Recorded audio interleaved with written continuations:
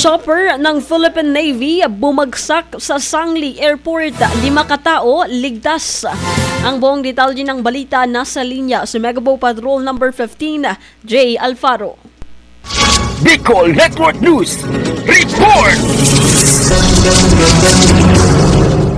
Bumagsak ang isang AW-109 helicopter ng Philippine Navy sa Sangli Point Airport ngayong Huwebes ng umaga habang naglalanding sa ikatlong sortie ng functional check flight nito. Ayon kay Navy spokesperson Commander John Percy Alcos, ligtas ang 2 piloto at 3 crew na sakay ng nasabing helicopter na nagtamo lamang ng mga minor injuries. Ang helicopter ay sumasailalim sa functional check flight matapos ang 400-hour scheduled maintenance inspection. Sinisiyasat na ang sanhi ng insidente at tiniyak ni Alcos na ang investigasyon ay magtutuon sa mga ginawang maintenance at inspection sa nasabing aircraft. Para sa Bicol Network News, Megapo Patrol number 15, J. Ligas Alfaro, tatak tunay na serbisyo.